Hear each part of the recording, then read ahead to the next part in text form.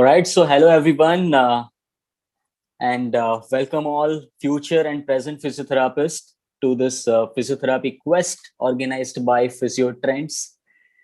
And I will like to tell you all that aim of this session is not to compete with each other, but it is that we connect with each other so that all the energetic, all the enthusiastic physiotherapists like you and me connect together, have a fruitful discussion, and that helps us for the future of the physiotherapist as well as present of the physiotherapist. So also I like to tell you that in this session, I'm going to ask you all 10 basic questions about physiotherapy. You don't have to worry about all the questions and answer, but what you should think about is taking participation and being maximum participative in the discussion so that it can be a fruitful one and every one of us gets to know everything and in detail about the physiotherapy. I have only two rules for this session that I want every one of us to follow, which is, yes, first is enjoy the session, try to give maximum inputs for more benefits. And second one is please speak one by one for better clarity of the answers. All right, so should we begin with the first question? Everybody's ready? Okay, so everyone should know this answer. That what do you think about that? When was the physiotherapy established? Any idea? There are two answers for this. Initially, officially, if we want to see on paper, it started after First World War, and that was initiated by Canada to heal their soldiers and like to rehabilitate. Basically, the concept behind this was to rehabilitate their soldiers. They started with this physiotherapy exercise concept, which was initially given by registered nurses. And after a few years, a separate course was started regarding physiotherapy. And after that, everybody started learning physical therapy. And it was used again after World War II. And after that, so many things have come up, so many new things have come up in the physiotherapy field. And that is why I always tell all the physiotherapists I meet that this field of physiotherapy is very young field. It is not like very old field that so many people are there that to guide you and everything. This is very young field, and there are so many scopes in this field that we can do in this particular field. So be very happy about being in this field, and you can do wonders being a physiotherapist. Another concept behind the basic or when it was established is in Greek history that before 460 years, before century 460 years, Hippocrates used to do hydrotherapy and manual therapy as a part of the treatment for the people. But again, it was not officially established. So I don't consider this particular thing because after that, so many things have changed. Nobody knew that how exactly they used to perform hydrotherapy, how exactly they used to perform manual therapy. So we should consider that after World War First, Canada has initiated this physiotherapy concept, and after that, it has been a wonderful journey for all the physiotherapists. Okay, so what do you think about the next question? This question I get almost from everybody that electrotherapy modalities have been banned in foreign countries, then why not in India? So you first answer me that which all countries have banned this electrotherapy modalities like SWD, IFT, IRR, all these modalities, why it is banned and which all countries have banned it? Anybody would like to answer this? Sir, Yes. SWD has more contraindications, sir. Yes, it has It more should be not. contraindication. It should be not used during pregnancy conditions or any Yes. internal defects. So many Yes. countries have been banned, but India is underdeveloping now, sir. They will not take the spot Okay, but actual question is, see, now you are decision on behaving the on like, the on the care. yes, but now you are behaving like you are answering for your Viva question. The question is, which all countries it has been banned? American, then Canada, Okay, European, maybe. okay, fine. Any other answers?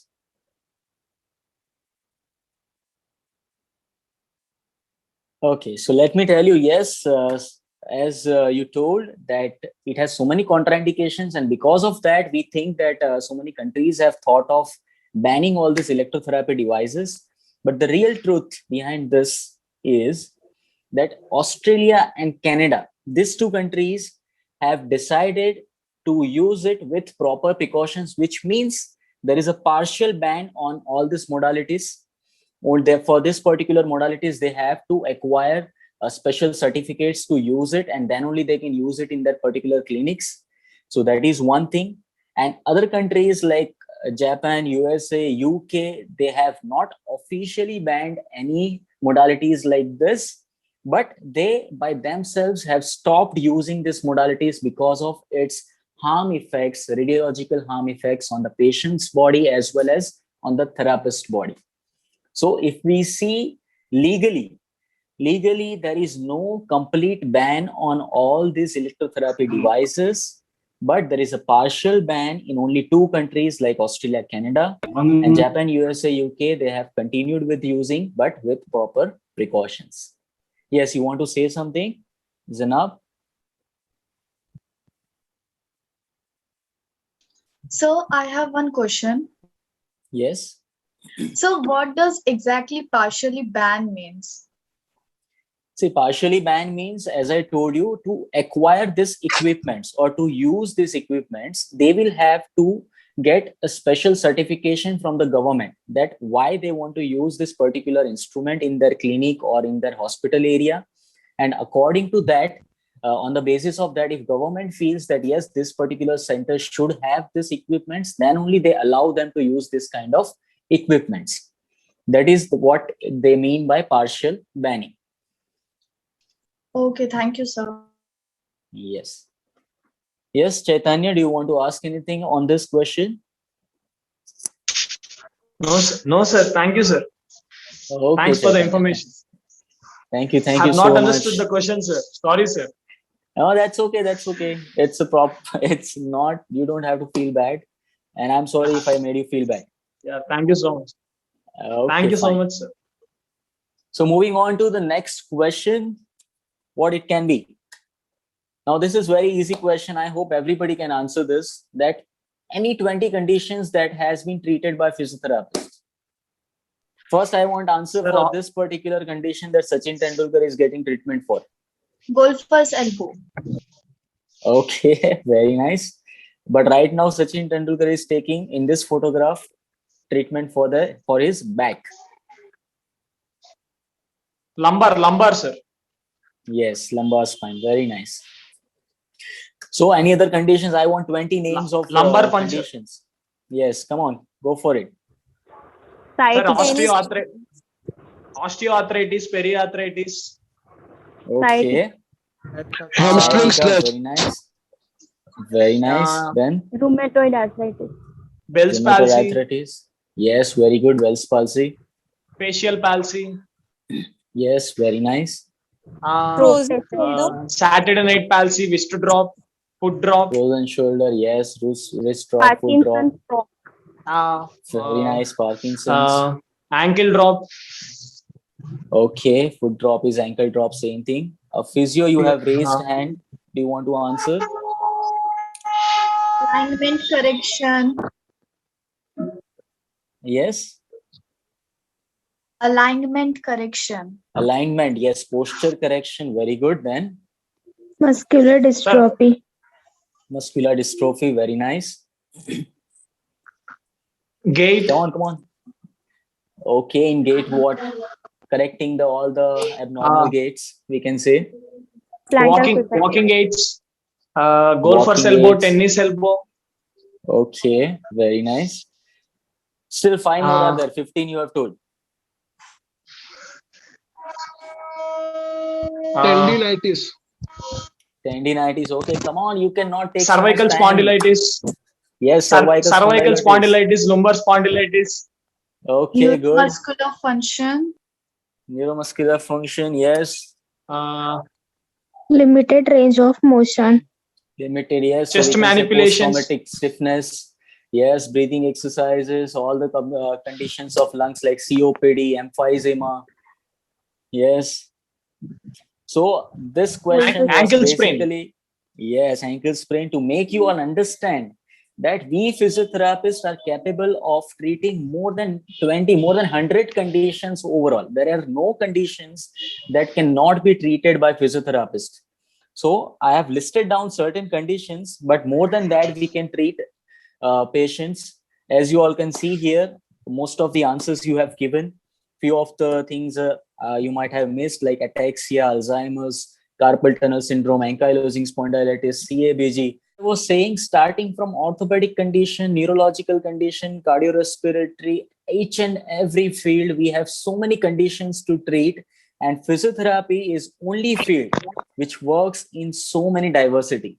So that is the reason that we all should be very proud being physiotherapists, that we can treat any conditions coming at you. No need that it is no condition is out of our scope. So always be proud of that. Are you all proud of being physiotherapist? Yes, sir. Yes, sir. Very nice. Always should be. Yes, very nice. Okay, so excited about next question now. Yeah, sir. Yes, sir. Okay, moving on. Okay, now tell me this answer, that how to differentiate between muscular pain, bone pain, and ligament pain clinically. Now, this is little bit tricky question, but once you know the answer, you will be very, I think, happy and glad that we can differentiate these conditions also without using any X-ray, MRI, or any other things. Anybody want to answer this question? Through palpation, we can know. Okay, through palpation, we can say definitely. We can see the muscle spasm. Yes, muscle spasm, we can say. But now, see, one more thing, what happens is, like, for example, somebody is having pain on the anterior side of the thigh, and you are palpating, patient is telling, yes, pain is there. So now how will you differentiate whether it is muscular or it is bone pain? Sir, if it is muscular, it is a radiating pain, sir. The pain will be spread through the No. radiating Muscular pain, no, Sir, muscular pain will give you radiating pain. Yes, Rumana? muscular pain basically dull aching pain હોય and bone pain it is the deep pain. Okay, that is a very wonderful point. That one point, on the basis of pain history, patient gives you dull aching pain, then it might be involving your joint, it might be involving your muscle structure, and if it is bone pain, it will be deep pain. Yes, that is one of the point. But again, as I told you, if site is nearby the joint, then we will get confused whether it is because of joint or it is because of muscle. Anybody else wants to try this answer?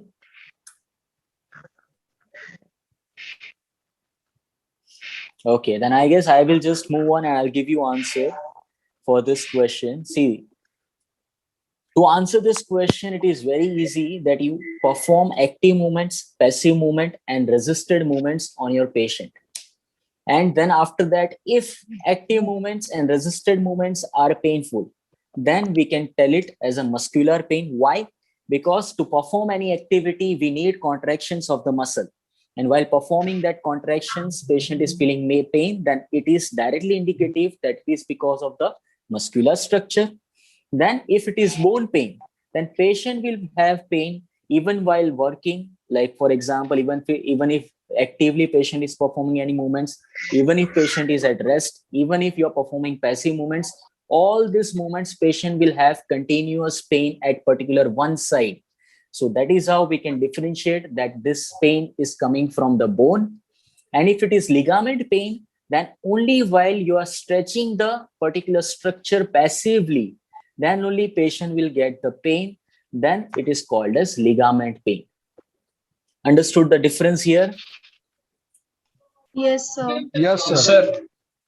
Yes, very nice. So always remember, when you are checking, you are palpating, when you are treating any patients, you just perform these three basic movements: active, passive, and resisted movements. And according to this, you can always determine which structure is causing the pain.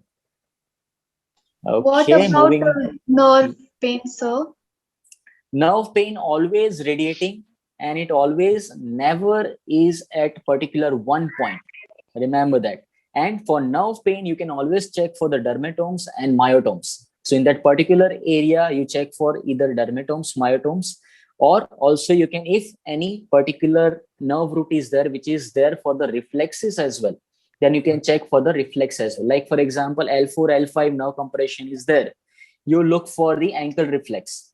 So ankle reflex, if it is diminished, then we can come to know that there is compression in the L4 area. So, or else you check for the myotomes or dermatomes for the L4, L5. If you find out any negative points over there, you can confirm that there is something wrong with that particular root of the nerve or compression is there. Understood? Yes, sir. Yes. Okay, fine. Any other questions anybody is having, or we should move to the next question? All right, so I guess we will move on to the next question. Now, this is very interesting. I want to know that what do you think, which is the best exercise for strengthening your core? Plank. Is it crunches? Is it plank? Okay, then Crunches, but while keeping the legs straight, because if we will fold the leg, that is, if we will bend the knees, even the hip flexor will be in work. okay, very good. Any other answers?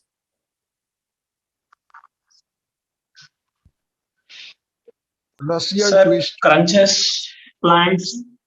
abdominal crunch. Sir, crunches, planks, Okay, side planks. okay, okay. Let me tell you that I have asked for best exercise, and I don't think crunches are best exercise for our core strengthening, because what do you mean by core? First of all, core is something which is not only on the anterior side of your body, it is stabilizing your core, or we can say center of the body, from anterior, lateral, as well as from the posterior direction. That is what we call it as a core. So combined movements of anterior direction muscles, lateral direction muscles, and all the posterior compartment of the muscles can give you proper core strengthening. And that is why, yes, your planks will be considered as one of the good exercise for the core strengthening, but the best exercise for the core is this: balancing weight on your head. Now you must have seen this kind of activities in our ancient India, or even right now also. If you go to some villages, so many females are holding pots filled with water and walking easily. So can you all do that? Do you think you can do this without core strength? What do you think about this? No, no, sir. No, sir. Right? Because if you observe this particular activity properly, see, just observe this, that there is a weight on the head, and along with that, a person has to balance. If you want to strengthen the core, this is the best exercise, that you have to balance some weight around your head, and then you have to walk, or you have to just balance it. This is going to give a very nice effect on your core muscles. Moving on to the next question. Close kinematic activity for the neck range of motion and how it can be benefited. Now, always we have heard about the open kinematic chain activities, closed kinematic chain activities. But did you ever think that what can be the closed kinematic activity for the neck range of motion?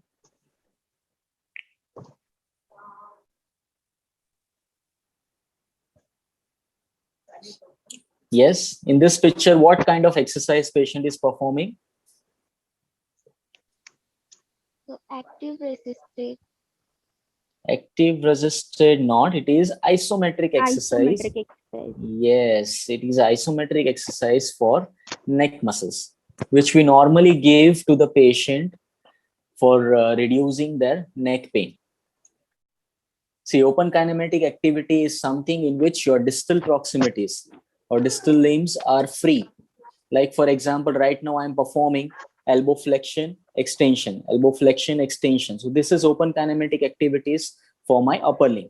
But instead of this, if I'm performing push-ups, then what will happen? My distal proximities will be fixed, and then my proximal limbs will be moving more. So that is considered as closed kinematic activities. So for neck, can we perform closed kinematic activity ever? Okay, so let me just answer this. See, all of you must have heard about headstand or Shirsasana.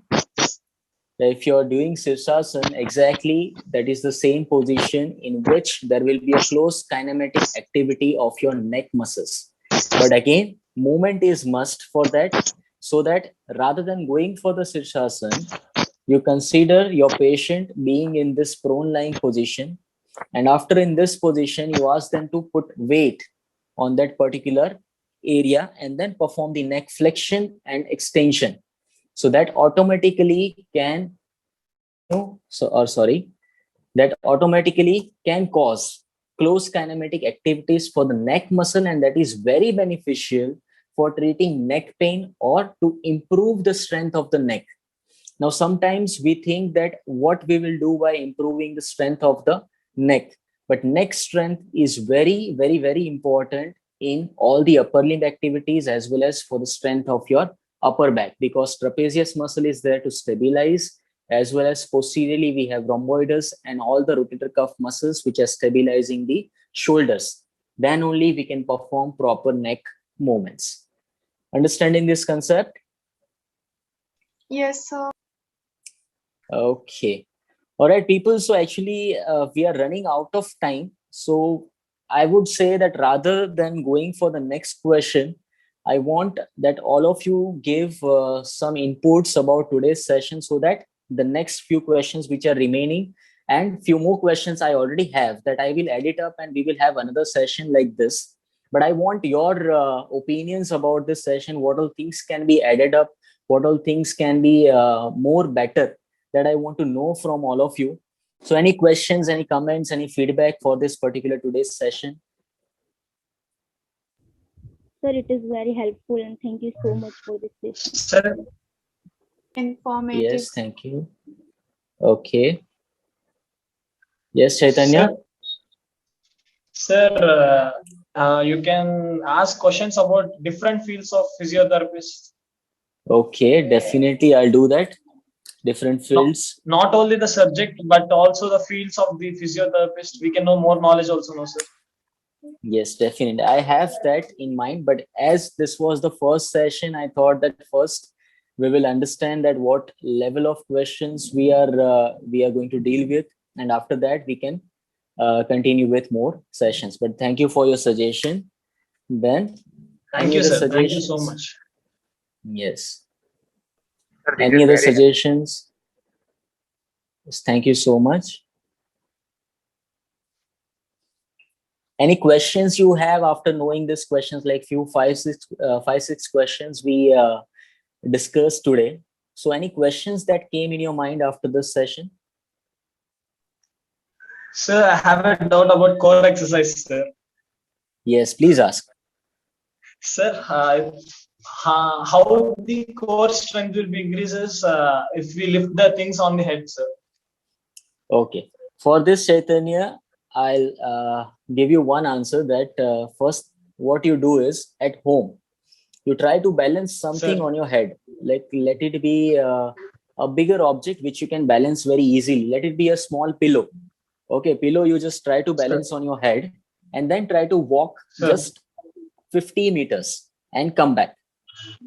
You will Sir. realize that when you're walking with something balancing on your head, you are continuously contracting your core muscles, and because of that, Okay. that gives strength to the core for each and every seconds you are performing activities.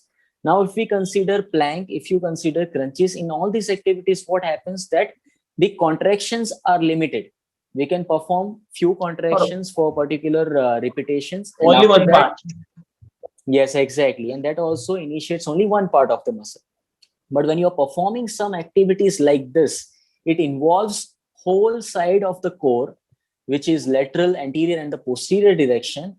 And then continuously it is contracting each and every muscle fiber. That is why that is the best exercise for core strengthening. Yeah, So sir. try I will this. try. Everyone, please I will try try this. it. Yes. I will try and Yes. I'll review on my next class, sir. Please, please. Thank you so much. I request all of you to try this. You would really realize that this is the best thing that you can do for your core. So I'm going to include, like as per your suggestions, I'm going to include some more realistic patient-related question also in my next session. That if certain condition patient comes to us, then what should be the first step that a physiotherapist should take, or what should be the differential diagnosis process for that particular condition.